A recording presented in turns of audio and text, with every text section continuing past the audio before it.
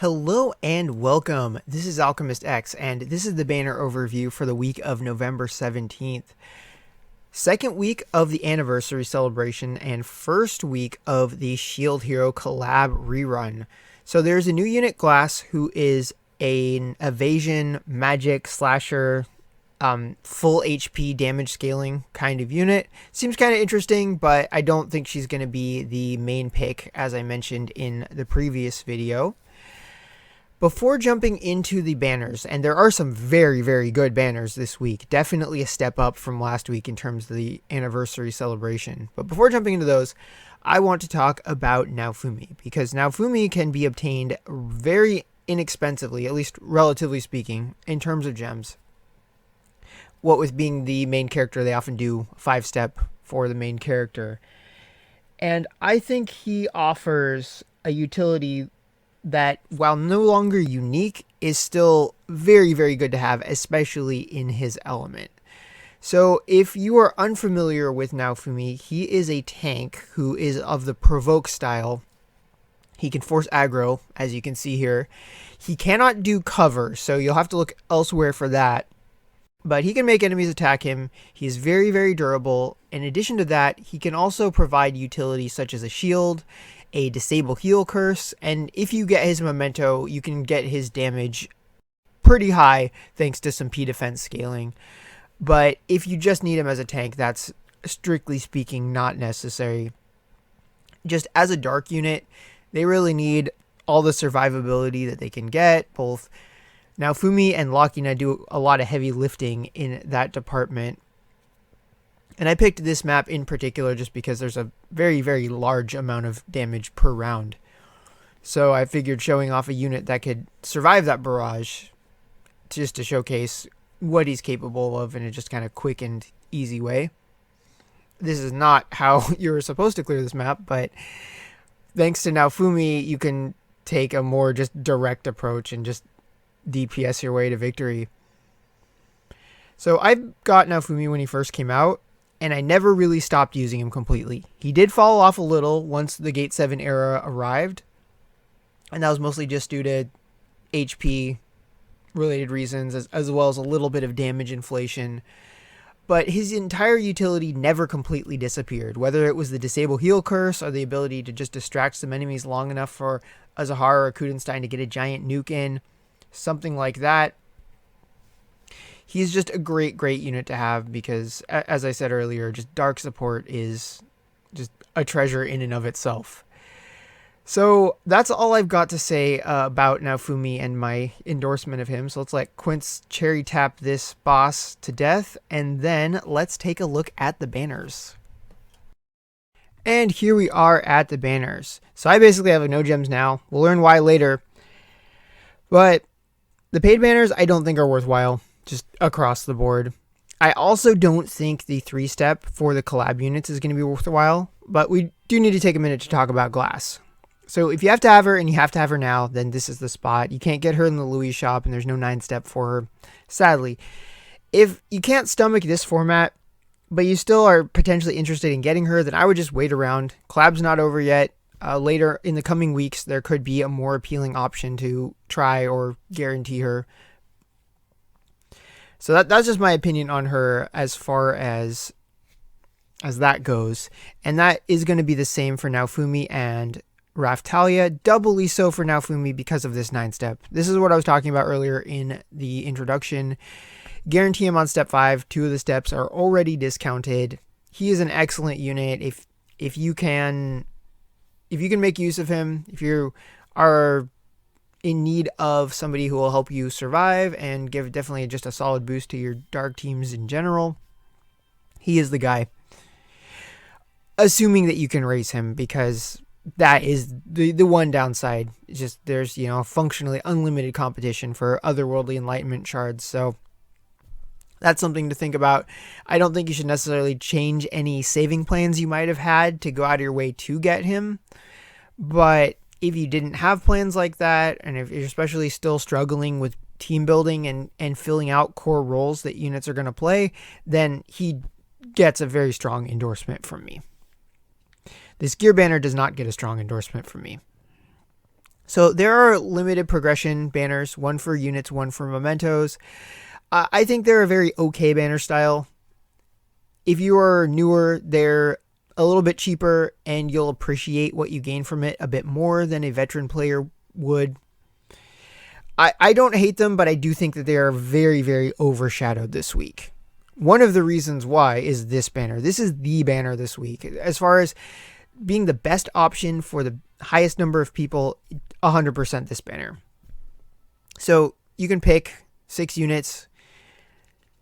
Any 5 stars that appear are going to be one of these 6. And if it's a duplicate, it's 150 shards. It's relatively inexpensive. You can use a discount ticket on the 3rd step. Overall, absolutely excellent, as long as you can fill out that 6 slots. And the worst case scenario is that you go nothing, and then one of them. So if there's a really high disparity between your first choice and your 6th choice, then it's going to be less valuable. But I honestly don't think that's going to describe most people, given how good the pool is of limited units that you can choose. Next, we get to the coin banner. So if coins are your top priority, so that means Zapharis, Claybell, Schmeier, other units that came out kind of recently, like Matia, or just overall hard shards to get, maybe Ignacio, and you need those shards, then those coins are going to be incredibly valuable because the anniversary shop is going to be functionally a secondary coin shop. So you can buy some of those shards at the cheaper prices once again. So even though this pool is very 50-50, like there's one unit I really, really want on here, which is Claybell, and then I would certainly appreciate more shards of units like Nyx and Matia. There's units I just straight up don't need more shards of, like Asuka, Siegfried, and Roxanne, or Neville. I love Neville, but I got all of his gates maxed. And then I wouldn't mind getting Caesar or Vlad. Like I'm not in a hurry, but I certainly would welcome them if they showed up. So for me, that's almost and my Quince is maxed out. So that's like a split down the middle. Even that being the case, the coins by themselves are so valuable if they're helping you enlighten really scarce units that I still give this banner an endorsement, assuming that that's where your priorities are. It's not as universally appealing as the above banner, but it still can be potentially good. Next up is one is going to be a little bit more niche. If you're like me, you've been playing a long time, probably all cut up on Holy Guard stuff, so you're not going to be interested in that. If you're newer, however, especially if you are waiting for the next rerun of the Holy Guard class change quest lines, then this could help you out if you have some catching up to do. If you're worried you're not going to be able to get the gates maxed out for a unit that you really want their class change, like maybe you want Kudenstein so you can solo 50 of the 55 floors of Mobius, or Catanova so you can solo a bunch of multiplayer hell quests, or Seda so you can just hit stuff from really, really far away and just wreck with, Tina and Lifa. If that's the case, you could just do one step of this, get that voucher, that unit that you were really, really concerned about, you got them maxed out. So that's going to be definitely not describing most of your situations out there, but I could see people benefiting from that. So next up, we get to the collaboration Memento banners. There's really not much to say here. Same as always, guaranteed on step 5. In terms of my opinion on Glass's Memento, you get range +1 on max limit break, and the VCR is going to give you auto heal, which is going to be important because she wants to be at max health at all times. If you're somebody that really, really wants to have Glass, then odds are you're going to want to get this Memento too. But I imagine since it sounds like more people are skipping her than not, less of a big deal. Naofumi and Raftalia, this is a really high value Memento because it covers 2 characters. It's kind of rare. I have almost never used them both at the same time, so I just have one max limit break copy of this Memento. It's seen me through some hard times. I can put it that way. Raftalia benefits, I think, more than Naofumi does, but they definitely both benefit quite a bit from this Memento. So if you have both of those characters and you do not have this Memento, I would consider getting this Memento. Maybe not at the cost of a bunch of limited units and stuff, but if you got gems left over. Let's see, we have already talked about that one. That's just the Memento that gets progressively more limited. This is not worth your time or your gems. It's only normal pool. It's more expensive. No bonus for duplicates. It's got none of the things that make the unit equivalent of this banner great. And then finally, for the banners that are new this week, we have got a fairly good pool, but the 6 of the same on step 7 I think is risky, and I just think that the competition for your gems is just really, really high. So, not the worst banner ever, but it's very clearly overshadowed.